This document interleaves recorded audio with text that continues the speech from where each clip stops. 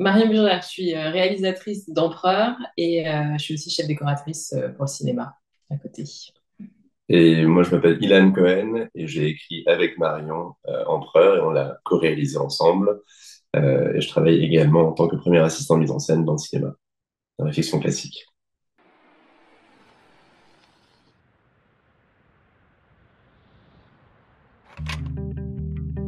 Years ago, my father suffered a severe stroke, leaving him hemiplegic and aphasic. He understands everything, but he can no longer make himself understood. His own words are jumbled. He wants to say one thing, but ends up saying another. But sometimes, I realise there's a hidden connection between what he's trying to say and the seemingly absurd things he ends up saying. On propose un voyage en aphasie, en imaginant que l'aphasie serait un pays lointain et pas juste une simple affliction du cerveau, mais un lieu étrange où les codes et les signes commencent à s'embrouiller et ne sont pas les mêmes. On parle souvent d'Empereur comme une expérience empathique, immersive. La première envie, du projet, c'était essayer d'exprimer ce que j'avais pu ressentir à travers cette expérience personnelle et l'histoire qu'on avait avec mon père, d'essayer de le comprendre. Et donc, en essayant de le comprendre, j'avais besoin de me mettre à sa place. En fait, la situation était tellement absurde par moments et parfois il y avait des situations tellement poétiques aussi à travers les mots qu'il utilisait mal et ces espèces d'inversions, etc., que ça crée complètement un univers à part. Et j'avais envie d'en parler comme, en prenant un peu de recul, mais aussi en lui donnant un peu de légèreté à cette situation. Et Ilan m'a donné l'idée de la réalité virtuelle, qui était un médium que je ne connaissais pas. Comme on vient tous les deux du cinéma plutôt plus classique, moi j'avais vraiment un rapport très concret aux choses, comme je fais des décors.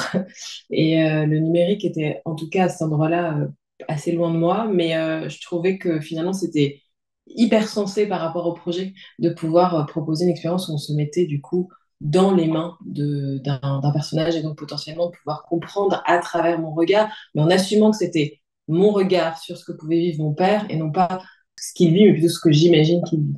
I feel as though the key to understanding him is to discover who he was before he collapsed. I need to get inside his mind before it's too late.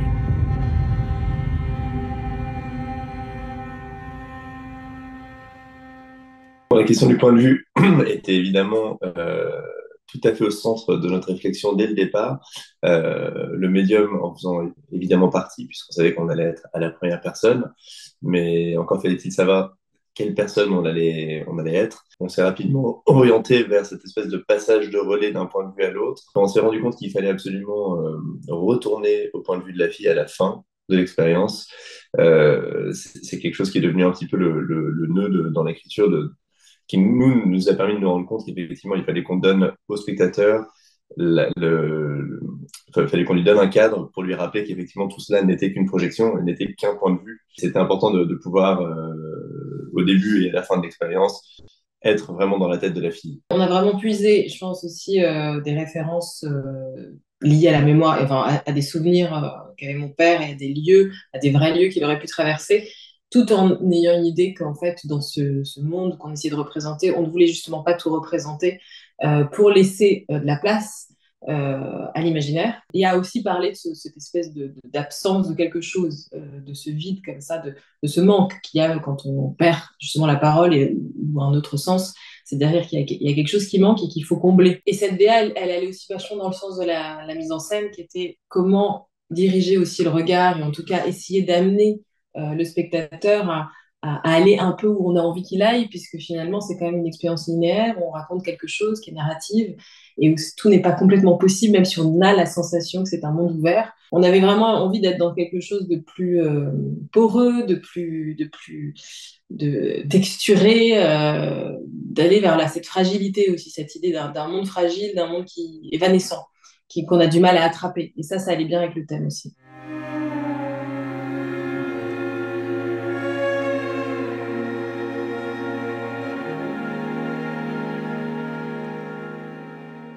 On a été sélectionné dans pas mal de festivals en France et à l'étranger, beaucoup à l'étranger aussi. Aujourd'hui, ce qui l'attend, c'est sa sortie sur la plateforme.